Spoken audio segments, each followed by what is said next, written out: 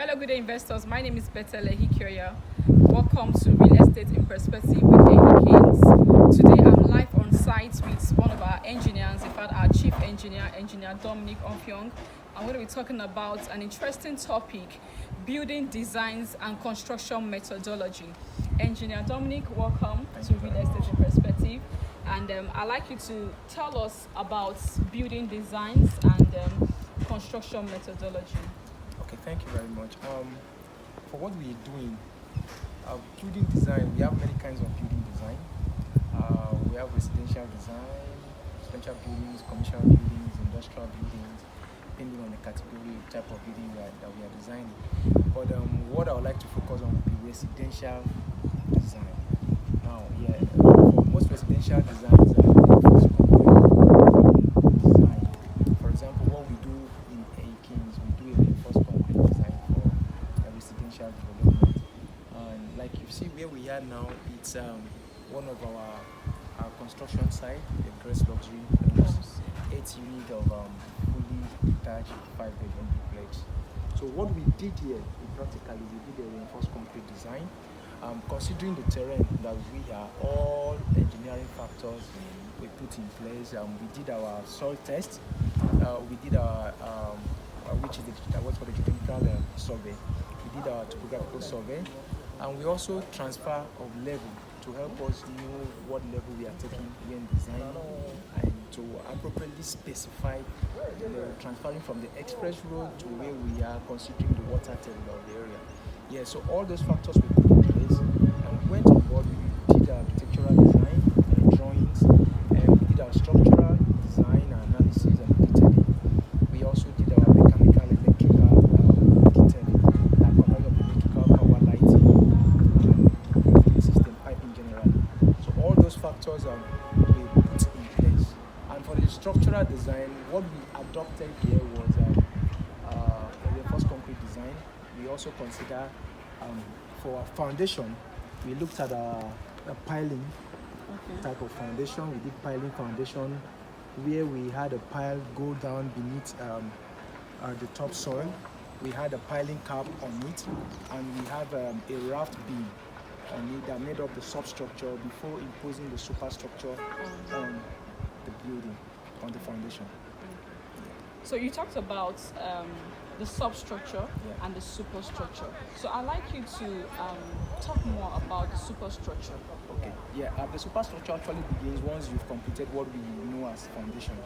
So at that level, you begin to erect your structural frames, where you have the columns, you have the system, you have the suspended slabs, you have like the staircase element.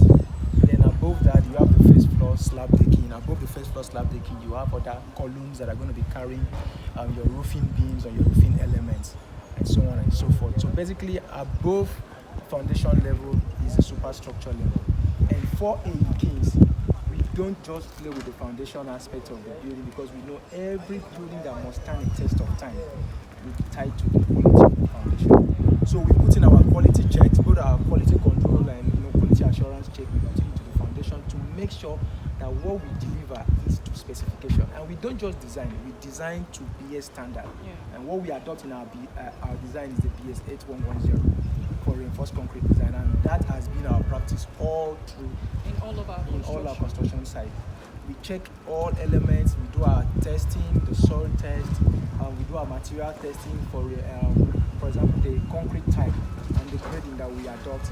We also look at the type of granite that we choose. We don't just choose granite; we choose appropriate sizes of granite. Oh, so you mean there are different types? Yeah, there are different types of what's it called, aggregates. Granite is what we know locally. The professional name is called aggregate. So we have different sizes of aggregate depending on the kind of concrete that you are doing, or what you would use for a normal mass concrete floor, right? What we call the PPC. It's not what you would use if you are casting a suspended slab. Why?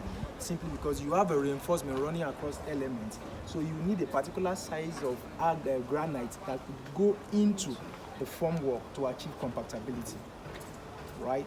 So all those processes in our concreting methodology, we also look at our vibration. We vibrate our concrete appropriately, and we make sure everything is according to standard. So we don't just do it. We allow our concrete to cure, proper curing, and setting time. We do proper curing after casting. And where you come in the morning, you allow water to cover the concrete to avoid weather and other elements affecting the concrete strength. So all these factors are being put in play. We also take our concrete periodically for testing to ascertain the concrete strength required. Thank you so much, Engineer Dominic, for dealing extensively on this topic. I know we'll still have to come back because it's not all talked about here. We're still going to look at the interior, the inside, what it entails, the inside of the building. We just talked the functionality of the building. Thank you. We just talked about the substructure and the superstructure. I was going to also look at what makes the building unique, like the spacing, the kitchen area, the toilet. This topic is vast and very interesting. I'd like you to look out for subsequent topic based on what we just discussed. Like we say in Ehi-Kings, we build to precision. We don't compromise on our standard. And our usual slogan, invest with us today and smile tomorrow. Thank you.